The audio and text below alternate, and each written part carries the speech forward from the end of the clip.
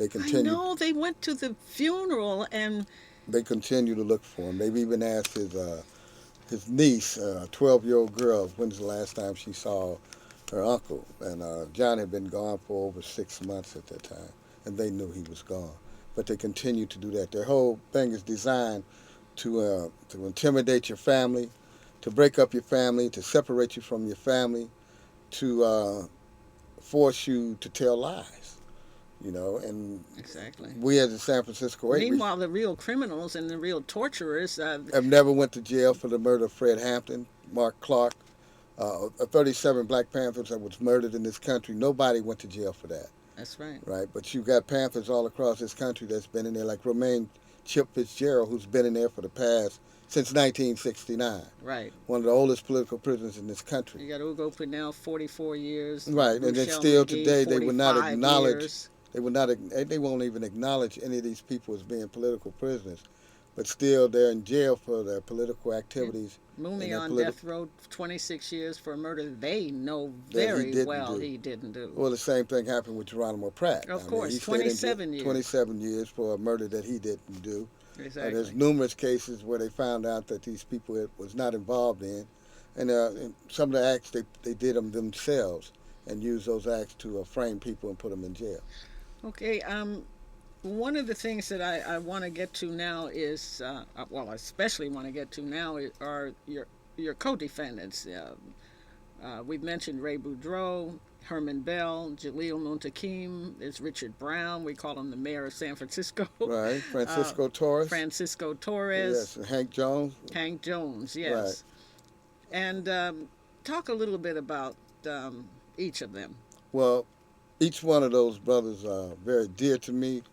We've been friends and we've functioned together on numerous occasions, with the exception of Jaleel. I didn't know him at all. I went to And I, court and well, saw Jaleel when he was 19 yeah, in 1971. He's a beautiful brother. I met him on this roundup, Hmm. along with Francisco Torres and Richard O'Neill. Yeah, You they know, just took his life, took his whole right. life. He's 56 now. The same thing Went with in Herman when he Bell. was They 19. took this same informant that they plan on using now to use to that they put Herman Bell in prison along with Jaleel on a charge in New York City, where they know this guy was in New Orleans with me and JB, and they know that he was tortured, and he's been a flip flopper in which he lied on numerous occasions in front of different judges. You're referring to Reuben Scott. Reuben Scott, yeah, he lied, and he also came to court when I was tried in Los Angeles, where they wanted to use statements that was made in New Orleans on the case in Los Angeles, and Reuben Scott came to testify in my behalf. Well, he came as a district attorney's witness, but when he got there, he decided that he was going to tell the truth, and he decided to tell him that I can't lie on him, and that he was going to tell him what happened in New Orleans and how those statements came about, that he was beaten and he was tortured. And that's a fact, and it's on paper, and they know that.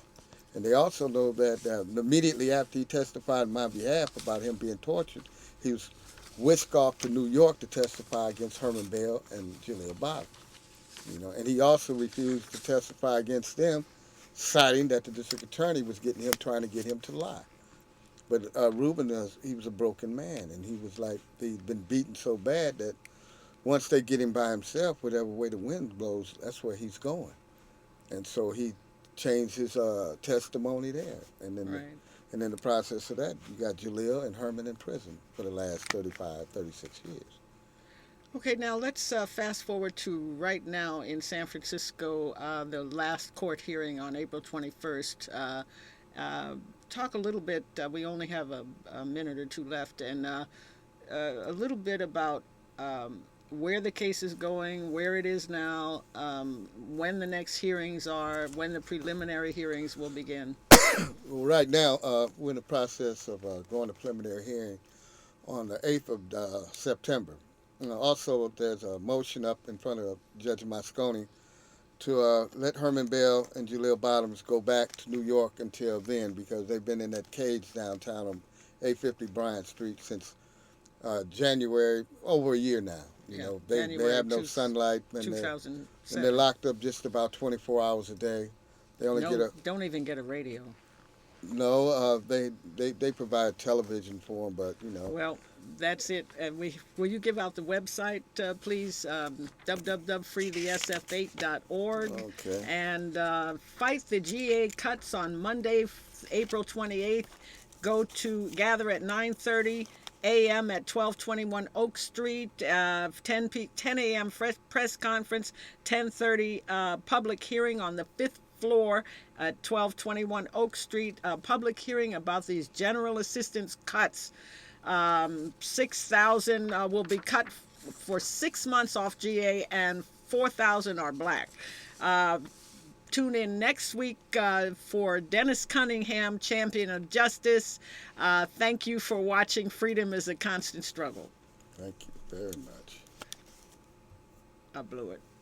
No, you did. It was perfect. It did it. Okay, did good, I didn't yeah. thank